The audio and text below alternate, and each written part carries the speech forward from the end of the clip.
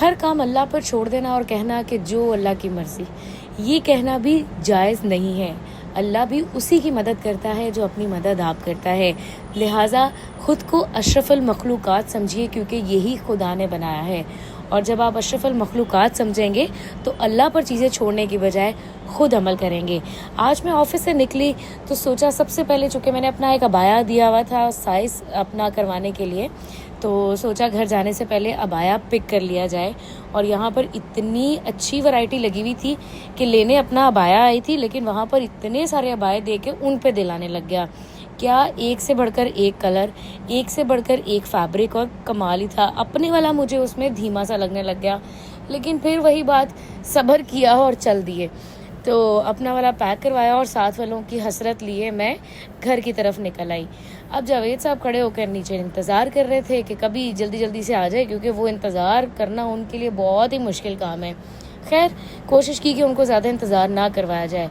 वापसी पर देखा तो स्केटिंग के लिए बच्चों का एक बड़ा ही खूबसूरत सा मंज़र तैयार हो रहा था। बर्फ़ बनी हुई थी, माइनस में टेम्परेचर चल रहा था, और बच्चे जो हैं बाहर बैठकर स्केटिंग करने के लिए वेट कर रहे थे। और क्या ही मुझे उस टाइम हसरत आई, काश मैं भी बच्ची होती। खैर, छोड़ा मैंने सारी हसरतों को बहुत पीछे और चल दिए गाड़ी की तरफ, और सोचा घर चल बेटे, खाना बनाना है, तूने चूल्हा चौका करना है, तो टाइम वेस्ट नहीं करो। घर आई तो आज सोचा कि कुछ और भी अच्छा बनाया जाए और सिंपल सा बनाया जाए, क्योंकि बाहर इतना टाइम लग जाता है और ट्रैफिक इतनी ज़्यादा होती है कि घर आते आते काफ़ी टाइम गुजर जाता है। और अगर लेट खाना खाएं तो फिर खाना हज़म ही नहीं होता है। तो कुछ सिंपल सा बनाने की सोचा, और सिंपल करते करते भी बहुत अच्छा सोच लिया। मैंने सोचा आज ऐसा पराठा बनाया जाए जिसके अंदर पकौड़ों का भी टेस्ट हो और पराठों का भी टेस्ट हो। तो सबसे पहले जी मैंने पकौड़ों का मसाला तैयार करना शुरू किया। एक प्याज लिया, एक आलू और थोड़ी सी पालक ली।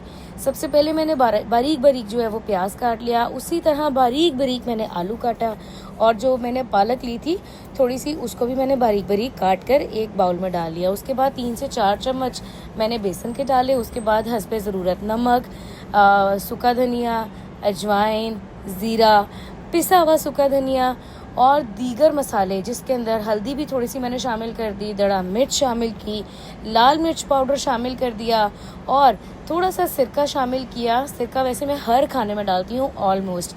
और उसके बाद जो है मैंने इसको अच्छी तरह से मिक्स कर दिया, और साथ में मैंने इसके अंदर थोड़ा सा अनारदाना भी डाल दिया, वो बहुत मज़े का लगता है। और उसको अच्छी तरह से पकौड़ों की पेस्ट तैयार कर ली। अब इस पकौड़ों को कन्वर्ट करना था पराठों में।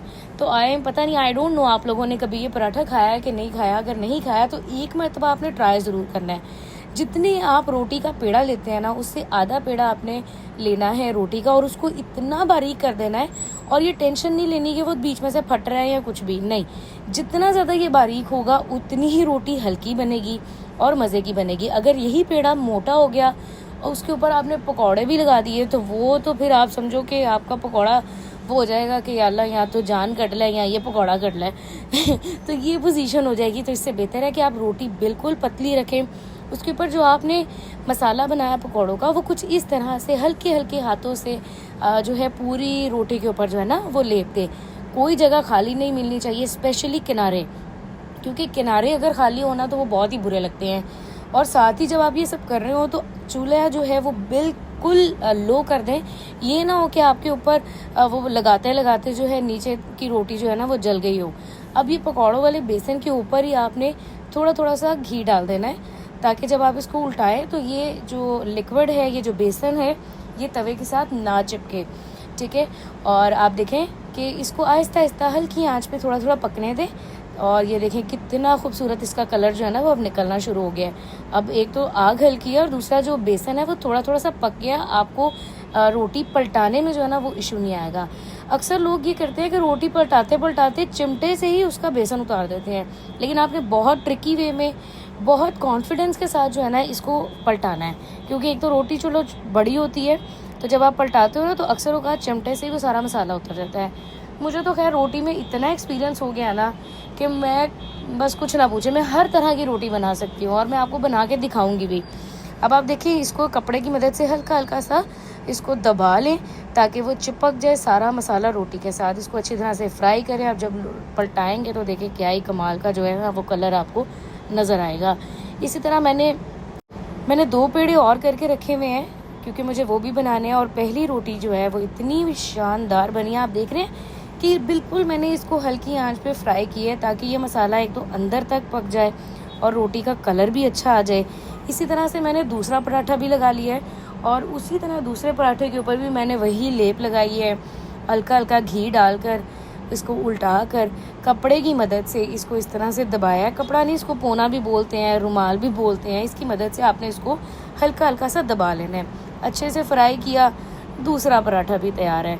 देखते ही देखते जब आपका सामान सारा किचन में तैयार पड़ा हो ना, फिर खाना बनाने में बहुत जल्दी लगती है। और वैसे भी मैं आपको बताऊँ, मेरी रूटीन से थोड़ी ज़्यादा स्पीड है। मैं पूरी कोशिश करती हूँ कि मैं अब अपना वक्त जो है वो ज़्यादा से ज़्यादा बचा लूँ, लेकिन जितना भी वक्त मैं खाने को दे रही हूँ वो सिर्फ वक्त खाने का ही हो, उस दौरान मैं कुछ नहीं करती। हालांकि अभी पराठे बनाते बनाते भी मैं फ़ोन पर मम्मा से ही बात कर रही थी, साथ साथ वीडियो बना रही थी, साथ साथ मामा से बात कर रही थी, साथ साथ मैं पराठे बना रही थी। और पराठा भी मेरा तैयार हो गया है। उतनी देर में मैंने शेल्फ भी साफ़ कर ली है। तो देखिए क्या ही खूबसूरत किस्म की जो है वो खुशबू आ रही है। ले जनाब, आप लोग भी ज़रूर इस पराठे को तैयार बनाइएगा, एक दफ़ा ट्राई कीजिएगा।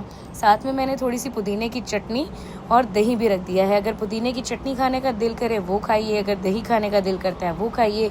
इसके साथ आप एक आलू बुखारे की चटनी भी यूज़ कर सकते हो। खैर, आप ज़रूर ट्राई कीजिएगा और अपना फीडबैक दीजिएगा। शुक्रिया, अल्लाह हाफ़िज़।